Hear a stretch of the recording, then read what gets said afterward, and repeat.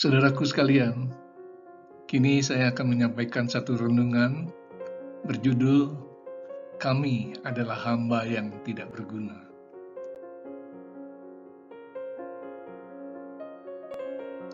Mari kita baca di dalam Lukas 17 ayat 7. Siapa di antara kamu yang mempunyai seorang hamba yang membajak atau menggembalakan ternak baginya, akan berkata kepada hamba itu setelah ia pulang dari ladang, "Mari segera makan". Lukas 17 ayat 8. Bukankah sebaliknya, ia akan berkata kepada hamba itu, "Sediakanlah makananku, ikatlah pinggangmu, dan layani aku sampai selesai aku makan dan minum. Dan sesudah itu engkau boleh makan dan minum". Lukas 17 ayat 9. Adakah ia berterima kasih kepada hamba itu? Karena hamba itu telah melakukan apa yang ditugaskan padanya. Lukas 17 ayat 10. Demikian jugalah kamu, apabila kamu telah melakukan segala sesuatu yang ditugaskan kepadamu, hendaklah kamu berkata, "Kami adalah hamba-hamba yang tidak berguna. Kami hanya melakukan apa yang kami harus lakukan". Apakah hamba itu? Hamba atau budak, yaitu seseorang yang tidak punya hak atas dirinya sebab dia telah dibeli atau ditawan oleh orang lain. Ia hanya punya kewajiban belaka, tidak diberi upah dalam bekerja, bisa diperjualbelikan, bisa disakiti, bahkan dibunuh tanpa protes. Anaknya pun bisa dijual. Itulah seorang hamba atau budak dalam arti sebenarnya. Ia bagaikan semut pekerja yang hanya sibuk bekerja untuk mencari makanan bagi teman-temannya. Pada zaman dahulu, terdapat sistem perbudakan yang luar biasa kejamnya. Bila terjadi peperangan, beberapa tawanan dapat dijadikan budak oleh pemenangnya. Negara yang dikalahkan, rakyatnya dapat juga dijadikan budak oleh penjajahnya. Di Amerika Serikat, para budak didatangkan dari Afrika berupa orang kulit hitam. Banyak terjadi penderitaan para budak ketika ditempatkan dalam gubuk mereka secara bersama-sama di tempat yang tidak layak. Tangisan dan keluhan sering terdengar di antara mereka, terutama ketika keluarga dipisahkan karena hendak dijual belikan pada orang lain. Sering mereka dipukul dengan amat kejamnya, atau tidak diberi makan karena tuannya sedang marah. Bahkan ada yang sampai meninggal. Tahun 1807, seorang budak wanita dari Afrika dijual di Amerika.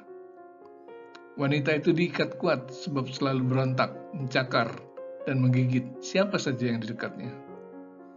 Wanita itu liar dan ganas, sehingga tidak ada orang yang berani membelinya.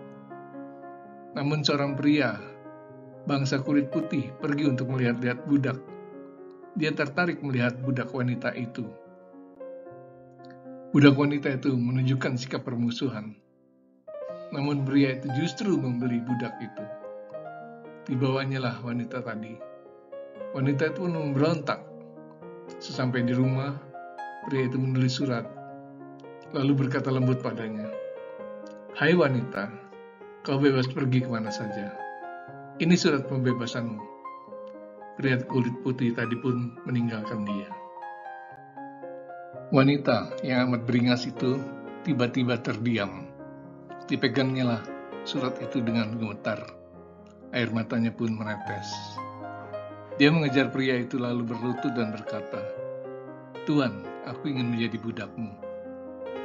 Pria itu bertanya heran, "Mengapa engkau ingin menjadi budakku? Bukankah engkau sudah kubebaskan?"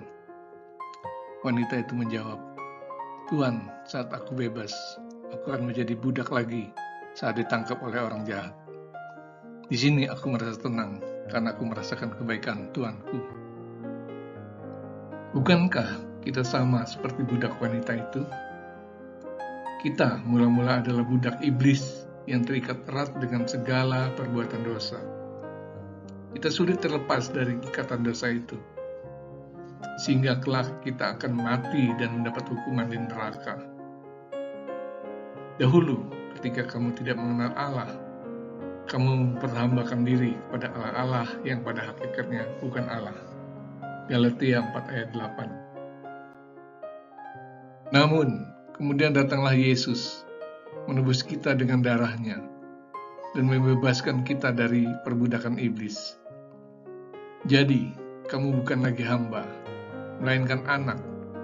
Jikalau kamu anak, maka kamu juga adalah ahli-ahli waris oleh Allah. Galatia 4 ayat 7. Oleh karena itu, jika kita mati kelak, kita pasti akan hidup bersama Tuhan di sorga. Kemudian di negara Amerika itu telah terjadi peperangan saudara antara daerah utara dan selatan. Di akhir peperangan itu, sistem perbudakan pun dihapuskan. Perlu perjuangan lama dan gigih agar dapat berhasil. Di masa sekarang ini, perbudakan telah tiada, sehingga tidak lagi terdengar penderitaan sebagai hamba atau budak. Tetapi sekarang, setelah kamu dimerdekakan dari dosa, dan setelah kamu menjadi hamba Allah, kamu beroleh buah yang membawa kamu kepada pengudusan dan sebagai kesudahannya ialah hidup yang kekal. Roma 6 ayat 22. Bila kita melepaskan diri dari Yesus, pasti akan ditangkap lagi oleh iblis yang selalu mengincar kita. Karena itu saat kita dibebaskan, kita akan mengabdi sebagai hamba atau budak kepada Yesus. Kita harus menjadi hamba Tuhan, yaitu hamba kebenaran. Kita adalah hamba Tuhan. Hamba Tuhan adalah sebutan bagi kita, semua orang yang percaya pada Yesus. Ini sebutan khusus bagi pelayan Tuhan sepenuh waktu atau seorang pendeta. Hamba Tuhan adalah seseorang yang dengan rela mengorbankan dirinya untuk menjadi hamba atau budak dari Tuhan. Tidak mendapat gaji atau upah. Jika dia adalah pendeta, maka dia hanya hidup dari pemberitaan firman Tuhan melalui persembahan umat Tuhan. Dia tidak memperhatikan kepentingan diri sendiri, sebab hanya Tuhanlah semata-mata tujuan hidupnya. Dia bekerja, tidak kenal lelah. Dia bisa dibunuh selama menjalankan tugasnya oleh orang lain yang tidak senang pada pekerjaannya. Dia tidak mencari kemuliaan bagi dirinya sendiri. Dia harus melindungi jemaatnya dari ulah iblis dan sekutunya. Itulah ciri-ciri hamba Tuhan yang sebenarnya. Tetapi hamba yang hanya sibuk mencari kekayaan pribadi, mencari nama dan pujian, menduduki jabatan rohani, namun tidak bertanggung jawab, dan hanya ingin yang enak-enak saja, tanpa mau peduli dengan jemaatnya, berarti dia bukanlah hamba Tuhan, tetapi hamba untuk dirinya sendiri. Matius 24 ayat 48-51. Akan tetapi apabila hamba itu jahat dan berkata di dalam hatinya, Tuanku tidak datang-datang, lalu ia mulai memukul hamba-hamba lain dan makan minum bersama-sama pemabuk-pemabuk, maka Tuhan hamba itu akan datang pada hari yang tidak disangkakannya dan pada saat yang tidak diketahuinya, dan akan membunuh dia dan membuat dia senasib dengan orang-orang munafik. Di sanalah akan terdapat ratapan dan kertakan gigi. Ingatlah, kita bukan hamba duniawi yang hanya ingin berpesta pora, menikmati segala kesenangan jasmania. Kita adalah hamba Tuhan yang seharusnya hanya taat kepada Tuhan Yesus Kristus. Jadi apabila telah selesai mengerjakan perintah Tuhan, baik dalam melayani dan memberitakan firman Tuhan, kita tidak boleh sama sekali mengambil kemuliaan Tuhan.